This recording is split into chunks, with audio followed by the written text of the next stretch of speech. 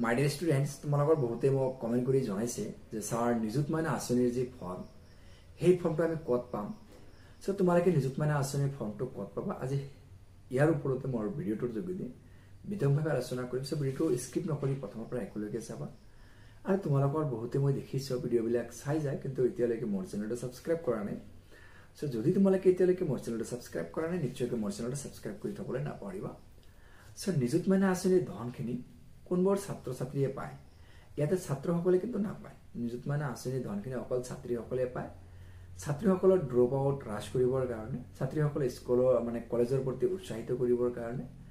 নিযুত মাইনা আঁচনিৰ ধন দিয়া হয় সো নিযুত মাইনা আঁচনিৰ কাৰণে যেটো ফৰ্ম যোৱাবাৰৰ যেটো ফৰ্ম এটো চাৰি ধৰণৰ ফৰ্ম হৈছিল এইবাৰৰ ফৰ্মটো তোমালোকে কৰ পৰা কেনেকৈ সংগ্ৰহ কৰিবা এই কথাটো মই ভিডিঅ'ৰ শেষৰ পিনে আলোচনা কৰি আছো সো নিযুত মাইনা আঁচনিটো আসলতে কি বস্তু সো নিযুত মাইনা আঁচনিটো হল এনেকুৱা এটা স্কিম চৰকাৰৰ যাৰ যোগেদি ছোৱালী শিক্ষা মানে ছোৱালীসকল সবলীকৰণ মানে ওমেন এম্পাৱাৰমেন্টৰ কাৰণে মানে ছোৱালীসকলক সবলীকৰণ কৰাৰ কাৰণে এটো এটা স্কিম অসম চৰকাৰে হাতত লৈছে যেটো স্কিমৰ আন্ডাৰত ছোৱালীসকলে প্ৰতি মাহে 1000 টকাৰ পৰা 2500 টকা লৈকে পায় ইয়াতে যিবোৰ ছাত্ৰীয়ে কি কৰিছে মেট্ৰিক পাছ কৰি হায়াৰ সেকেন্ডাৰী ফাৰ্স্ট ইয়াৰত নাম লগাইছে মানে হায়াৰ সেকেন্ডাৰী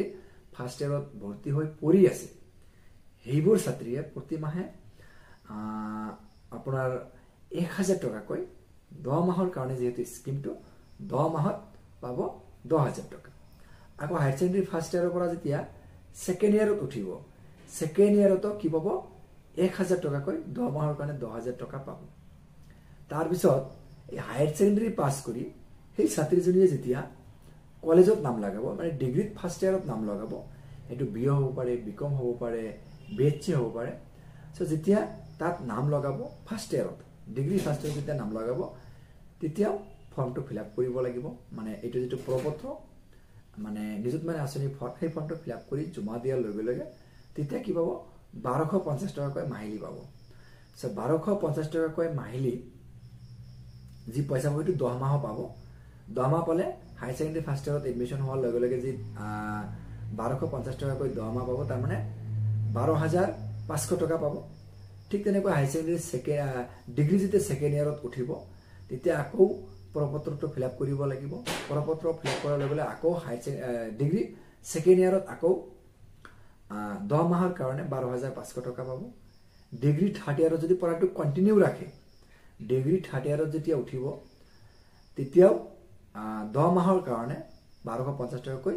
12500 টকা ডিগ্ৰী থাৰ্ড ইয়াৰত গৈ পাব আকৌ হে ছোৱালীজনীয়ে যদি ডিগ্ৰী পাছ কৰি ছোৱালীজনীয়ে যদি ডিগ্ৰী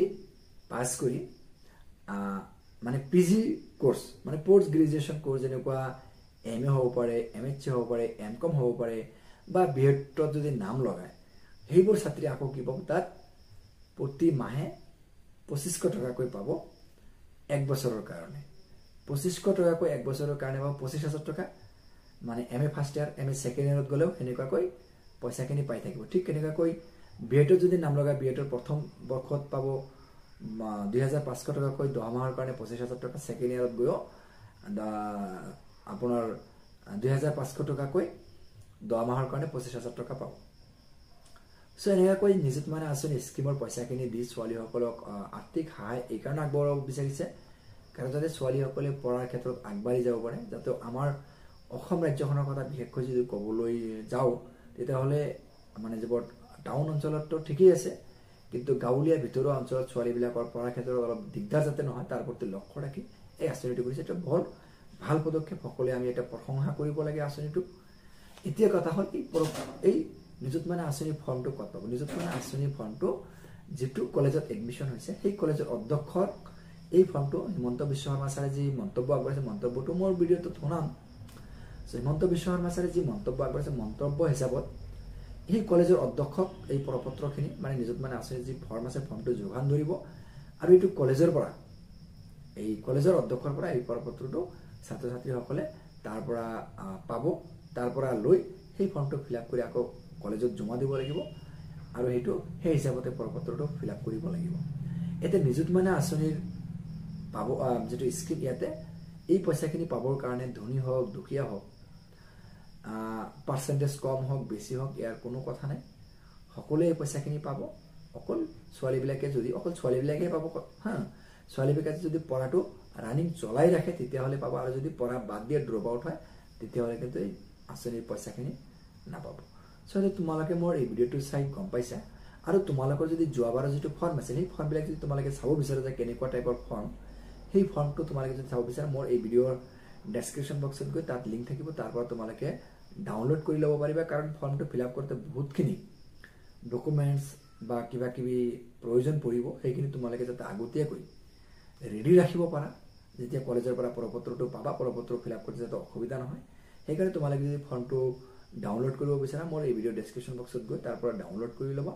আৰু এই ফৰ্মটো কেনেকৈ ফিল আপ কৰিব লাগে তাৰ ওপৰত মোৰ ভিডিঅ' আছে সেই ভিডিঅ'ৰ লিংক মোৰ এই ভিডিঅ' ডেছক্ৰিপশ্যন বক্সত দিয়া থাকিব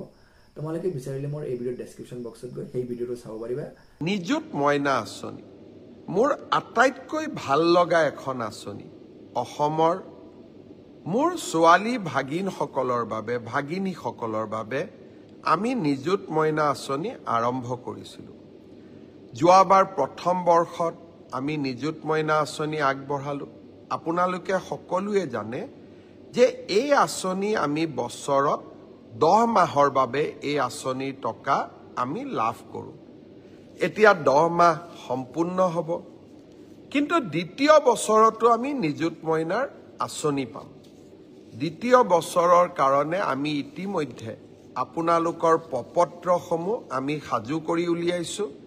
কলেজৰ অধ্যক্ষসকলে আপোনালোকক প্ৰপত্ৰ যোগান ধৰিব যিসকলে দ্বিতীয় বছৰতো ষ্টাডি কণ্টিনিউ কৰিব খোজে ড্ৰপ আউট নকৰে তেওঁলোকক আমি নিযুত মইনা আঁচনি নিৰন্তৰভাৱে আমি দ্বিতীয় বছৰৰ বাবেও যোগান ধৰিম অৰ্থাৎ ফাৰ্ষ্ট ইয়াৰত আমি পালোঁ বা পাই আছোঁ এতিয়া আমি ছেকেণ্ড ইয়াৰতো পাম এইবাৰ আমি আঁচনিখনত দুই এটা পৰিৱৰ্তন আনিম